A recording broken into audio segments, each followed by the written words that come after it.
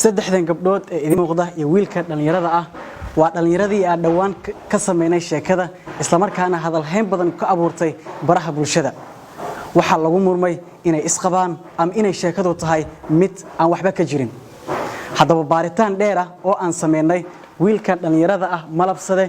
iyo gabdhahan aan ku sheegnay inay yihiin xaasaskiisa maxaa ka jira gabadheeda ugu horeysa weyneed waa tana waxa la yiraahdaa Caasha Cilmi Faarax وحاسك وين ما شاء الله قبل داس كوحكت ومرودي اللبات ممتاز محمود علمي الله وحاسك اللبات قبل دي سدحاد وجرو قدام بيستين واتراها waxa ay ahayd 7 bishan Febraayo oo ku beegneyd xadii tagtay markii aan baahinay sheekada ahayd in wiilkan oo loo garan og yahay malabsade ay saddexdan gabdhood ay yihiin xaasaskiisa isla markaana ay ku wada nool yihiin hal guri tan iyo baahintii sheekadooda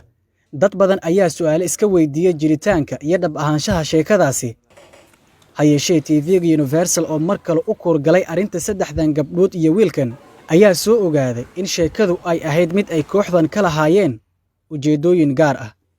ujeedkii ugu dhalay in aan arinkan sameeyo waxay ahayd maxaa la yiraahdaa maadaama aan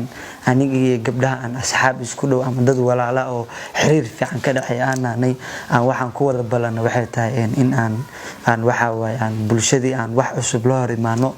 marka maadaama aan si fiican maskaxdeena tugu jiray aan fikirno waxa noo soo baxay in aan arinkan ku dhaqaaqno si aan anagana waxa way hadal hees badan uga dhalato oo waxa way nugula mashquulo intaas ay naga ahayd laakiin waxa hadda aan sidii karna mistake koowaad aan gashan waxay tahay in aan TV-ga been aan u sheegno soo si aysan qorshihi nooga dhicisoobin oo san warkan ayagan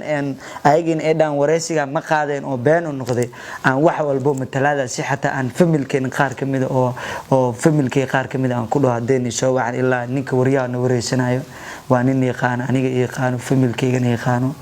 marka familkay markuu soo wac waxaan ku dhahay ninkaas maxaa la yiraahdaa waxa ka jira ku dheh huu qaba ku dheh waa ku ognaa ku dhaha saas ogeed maadaama uu u rumaystay familkayga ogeed igu wareystay marka kadib markii waxa waay oo wixii oo dad badan soo falceliyeen ama dad badan igu dhageen oo waxa meel walba la soo warwareejinaaye waxa wixii waa laga daba tagay Maxamed Ciise Koona oo ahaa wariyihii soo bandhigay sheekadan qabsatay baraha bulshada isla markaana abuurtay dood bulshada dhexdeeda ah oo mar kale u koorgalay dhab ahaanshaha sheekadii uu horay u tabiyay ayaa sharaxay sida uu ku aaminay jiritaanka sheekadooda kadibna uu ula wadaagay bulshada marka hore Xasan aan la xiriiray waxaan aqaan ehelkiisa dad maaragtay aad isugu dhow yihiin dadkaas markaan la xiriiray kadib waxay ii xaqiijiyeen arrinta inay jirto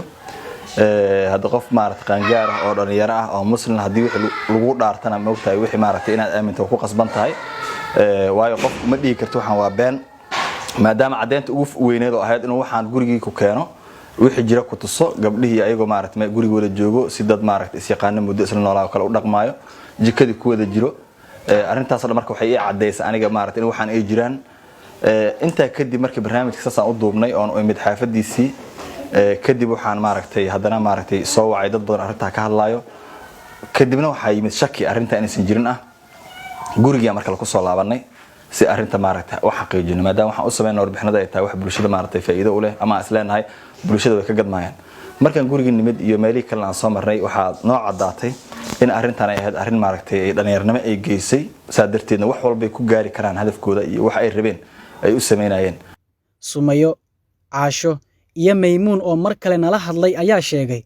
sababta ka dambaysa in iyagu aan la qabin ay sheegtaan in ay yihiin marwooyin aniga xaas la qaba mihi aniga wiilkan Xasan Cabdirashiid oo jeedin dad walaalo oo asxaab isku dhow wax walba ka wada dhaxeeyaan waan nahay laakiin inay naagtis ma noqon karno ina beentaas sheegno waxa nagu kalifay aad TV-ga noo imaado wareysi noogu yimid ma dhigi karna anaga waxa jileynay naga bax ileen ayaga ma og inaa wax jileynay xaqiiqo run ay u heestaan sidaas la ajligeeda u sameeyna aniga inaa xaqiiqo uga dhigno midaas waa ka raali gelinayaa 100% TV-ga waxaa leeyahay 100% adduun weynaha dadka ku nool dadka idaawanaya intaan waxa u soo duubay clipkan waa iga raali gelin waxa soo dhan waxay ahaayeen yani waxa anaga soo abaabulanay amsana aan isku soo raacnay laakiin midaas wax ma ka jirto Soomaha anaga waxaan gabdho walaalay hal qolna mooda seexano guriyana anaga ma deganin Xasan Cabdirashiid waa wiil walaalkeen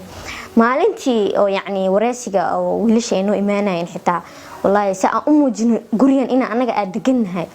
maalintii oo dhan digsigaa la raadinaa qaandad waa la raadinaa cusbad waa la raadinaa wax meel lagu ogyahay maba jiraan soo maaha marka waxaa waaye wax yaroo jilina iska ahayn Soomaalida inaan mashquulina iska rabnay waxaasoo dhan waxay naga ahaayeen wax matalaad iyo waxa anaga YouTube-keena ugu talagalnay waxa anaga soo abaabulay qorshe markii hore anaga keensanay fikrad markii hore anaga keensanay in saddexaas matalno oo maaragtay la isla qabo waxa anaga gabdhaha walaalahay anaga fikrada keensanay oo YouTube-keena ugu talagalnay iyo Malabsade ayaa ii sheegay in riyooyinkiisa ay ka mid ahaayeen mar in uu noqdo saddexaas leh ha yeeshee aysan weli u suuro galin laakiin uu qorsheynayo. Maxamed Bulbul, Universal TV, Muqdisho.